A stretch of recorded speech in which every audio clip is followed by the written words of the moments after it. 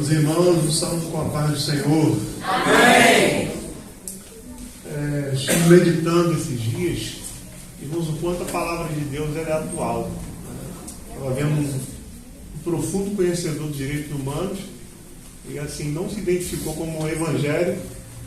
Eu passei em seminário, eu nunca vi ninguém falar. Ele estava falando, pastor, sobre o cilindro de Ciro.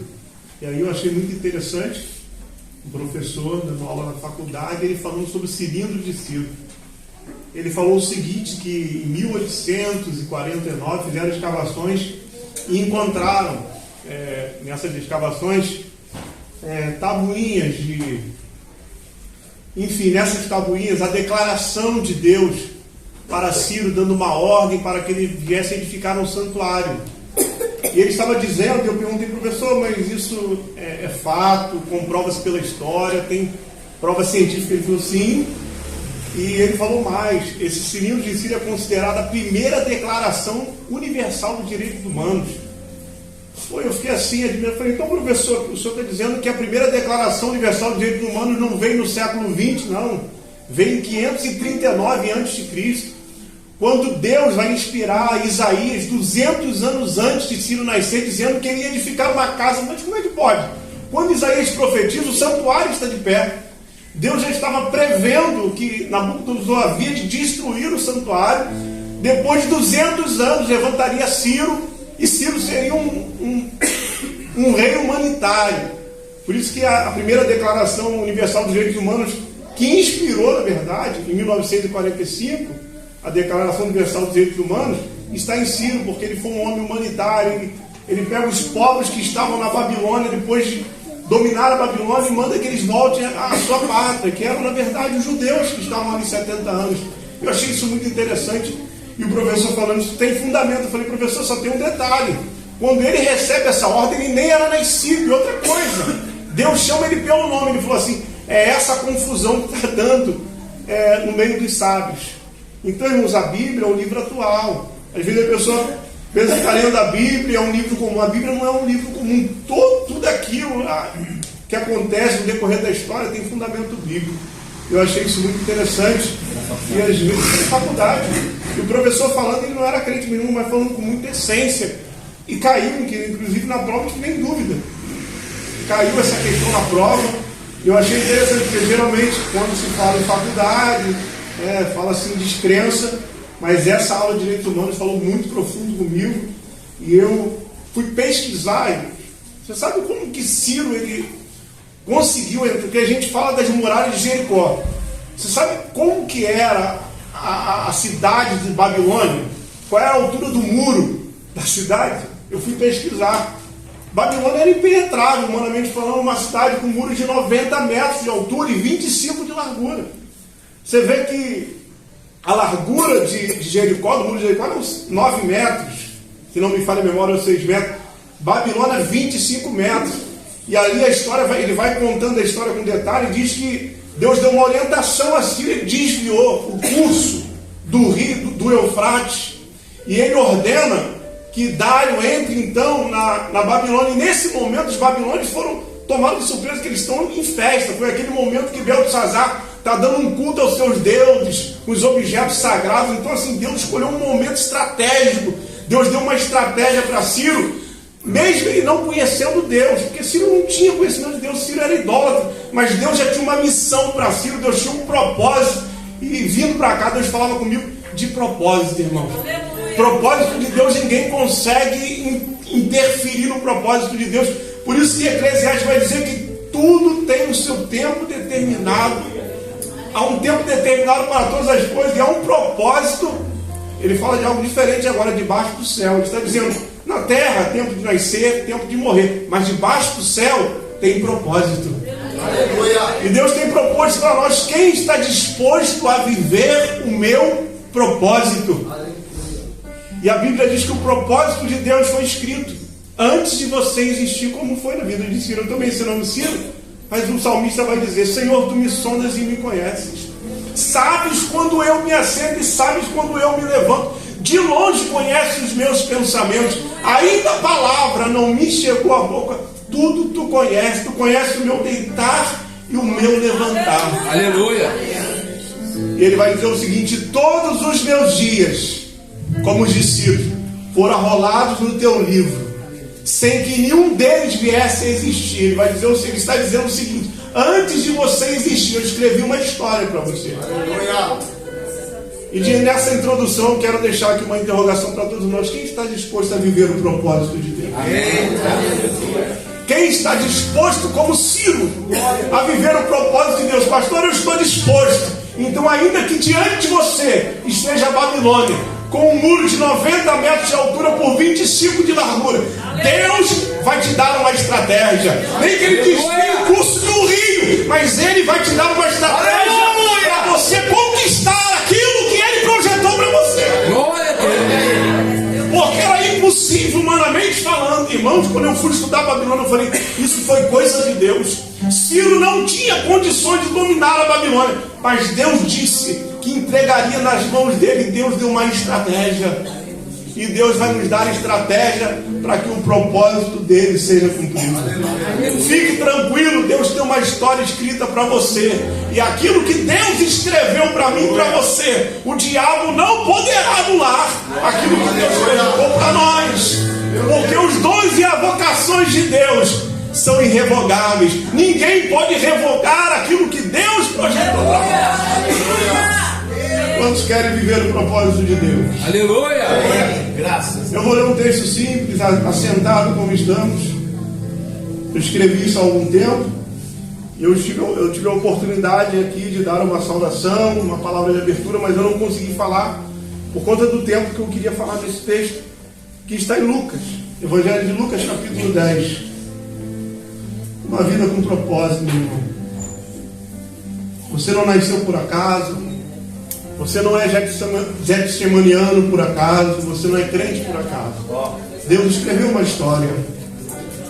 Ele escreveu uma história. Oh glória. Ele vai dizer no salmista: de um modo terrível e maravilhoso tu me criaste. Ele vai usar uma linguagem de costureira. Vai dizer: tu me entreteceste no ventre da minha mãe. Como se dissesse: tu me costuraste. Você foi feito com detalhe, meu irmão. Deus te criou com detalhes. Você é a coroa da criação de Deus. Você não é Deus, mas você é imagem e semelhança dele. Aleluia. Lucas capítulo 10, versículo 38. E aí eu vou lendo e discorrendo aquilo que eu recebi de Deus nessa passagem. Não vou falar muita coisa. Sei que a missionária Cátia seria bem mais expansiva na sua experiência. E quem sou eu para substituir a minha esposa, né, irmãos? Na verdade, o homem é o cabeça da casa, a mulher é o pescoço. É ela que governa, ela que direciona. A gente é cabeça, mas a mulher é o pescoço. Então, quem sou eu? Mas estamos aqui por um motivo de força maior. Lucas 10, 38 diz: e aconteceu que, indo eles de caminho, entrou Jesus numa aldeia, e certa mulher, por nome Marta, o recebeu em sua casa. Eu vou lendo e vou comentando com os irmãos. Olha o que diz o texto. E aconteceu que, indo eles de caminho. O texto não mostra para nós aqui que eles tinham uma direção. O que o texto vai deixar, irmãos, essa é a interpretação que eu tive desse texto. Eu tive várias mensagens desse texto, mas isso aqui foi coisa que Deus conversou comigo. Existem momentos na nossa vida que a gente sai de casa com um direcionamento, que a gente sai de casa com um propósito. Existem outras vezes que a gente sai, que a gente pega um ônibus, ou que a gente caminha, mas não sabe para onde está indo. E essa ida aqui, parece que os discípulos que estão com Jesus não sabem para onde estão indo. Jesus sempre terá uma direção certa, mas o texto diz: indo eles de caminho. Ele toma uma decisão e entra num povoado, entra numa aldeia, que nós conhecemos essa aldeia por conta desses irmãos que residiam lá, que eram amigos de Jesus. Mas hoje eu não quero aqui retratar a amizade de Jesus, eu quero mostrar o propósito dessa ida de Jesus, algo que não está planejado. Porque quando você, irmão, marca para almoçar na casa de alguém, você tem que avisar de forma antecipada, ainda que você tenha intimidade. Por exemplo, se você fala que vai na minha casa e não me avisa, eu não vou mandar ninguém preparar o almoço para você, porque eu não fui avisado. Então, quando alguém chegar na tua casa e não te avisar com antecipação, esteja certo que ele não foi lá para comer, ele não foi lá para almoçar. Se alguém chega na tua casa de surpresa, a palavra surpresa já traz aqui algo para nós. Ele está dizendo o seguinte: eu estou indo a Betânia hoje para surpreender essa família. Então a Bíblia diz: indo eles de caminho, entrou Jesus numa aldeia, e certa mulher por nome Marta. O primeiro nome que aparece aqui não é o de Maria e nem de Lázaro. Quem vai abrir a porta sem saber quem está na porta é Marta. O que o texto está dizendo para nós aqui é que essa visita tem um propósito. O que o texto está dizendo para nós aqui é que essa visita tem um alvo. E naquele dia o alvo não era Lázaro, até porque Lázaro estava vivo, não precisava de milagre. Naquele dia o alvo não era Maria, que sempre ficava aos pés. O propósito daquela visita era Marta. Por isso que o texto vai mencionar o nome Marta, mais do que o nome de Jesus, mais do que o nome de Maria, e nem menciona Lázaro, 4 vezes. E a Bíblia diz: certa mulher por nome Marta o recebeu na sua casa. Ou seja, quem abre a porta para Jesus não é Maria. Quem abre a porta para Jesus entrar, quem convida Jesus, não é Lázaro. Quem convida Jesus hoje, nessa ocasião aqui, foi Marta, porque a visita era específica para ela. Eu não sei se já aconteceu com você. Existem cultos que Deus preparou para uma única pessoa. Existem cultos que Deus separa para conversar contigo. Eu não entendo nada. Aquele culto que você sai e não entendeu nada. Mas alguém foi marcado por Deus naquele culto, porque Deus não reúne o seu povo em vão. Só que olha aqui, irmãos, se Deus marcou uma reunião para conversar com alguém, para fazer algo de especial na vida de alguém, e esse alguém não se atentar, eu como das migalhas de cada mesa. Porque o crente tem que ser oportunista. Às vezes Deus quer batizar alguém, uma pessoa específica com o Espírito Santo, só que aquela pessoa não está atenta, e alguém que está ali naquele culto que não foi marcado, pega aquela oportunidade, abraça a oportunidade. Aleluia. Oh glória. Você lembra da mulher do fluxo de sangue? Jesus está indo não para a casa dela, não para o arraial, ele está indo para a casa de Jairo, mas ela aproveita a oportunidade. Eu sei que ele não está indo em direção ao arraial, mas já que ele está passando aqui, é minha última oportunidade. Então, se eu tão somente tocar na esmola dos seus vestidos, eu posso ser curado antes mesmo que chega na casa de Jairo. E lá que tem endereço certo, mas se você estiver atento, você toma posse. Então Maria, ela recebe Jesus na sua casa. E aqui existe uma outra lição. Tem gente que até recebe Jesus. Uma coisa eu abri a porta do meu coração há 10 anos atrás, aqui no Getsemane, eu aceitei Jesus. Ou seja, ele diz: eis que estou à porta e bato, se alguém abrir eu entro. Só que tem gente que abre, coloca Jesus sentado e esquece. Os anos vão se passando e a gente vai se acostumando. Quarta-feira tem culto de quê mesmo? Quarta-feira de ensinamento, depois de estar aqui. Só que Jesus continua lá. E você começa a vir à igreja por um mero costume. Você começa a bater cartão de ponto, porque você até abriu a porta.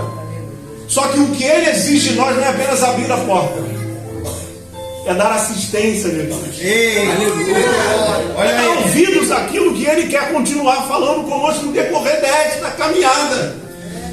E o texto continua e diz que ela recebeu Jesus em sua casa. E aí o texto vai então agora falar da sua irmã e diz: e tinha esta uma irmã chamada Maria. O texto vai começar a falar de Maria, o qual, assentando-se também aos pés de Jesus, ouvia. O qual, assentando-se aos pés de Jesus, presta atenção aqui, o qual, assentando-se também, presta atenção. Sabe o que isso está dizendo, pastor? Que ela abre a porta, Marta, e se assenta. Porque a Bíblia diz: se assentando-se também, ou seja, Marta foi a primeira a se assentar. Só que ela se cansa. Eu não tinha percebido, mas ele vai dizer: e assentando-se também Maria, ouvir a sua palavra. Aí Marta fica inquieta. Não é suficiente estar assentado aos pés de Jesus para Marta. Maria, que não abriu a porta, tem o prazer de continuar assentada. Tem gente que até se assentou por um tempo. Só que vieram as distrações. Vieram coisas. Estou arrepiado, como diz a Maria do Rafael. Estou arrepiado aqui, pela primeira vez nesse tempo. Estou me arrepiando aqui. Tem gente que se cansou de estar assentado. Já não tem mais prazer no culto, já não tem mais prazer na adoração. Ele vem por vir. Deus quer mudar esse cenário hoje, meu irmão. Ele quer trazer a tua memória, a minha memória, como diz o profeta, aquilo que nos dá esperança. Irmãos, que é um sinal, eu vou falar, que é um sinal verídico de que você já não tem mais prazer de estar no culto quando você conta as horas para o culto acabar.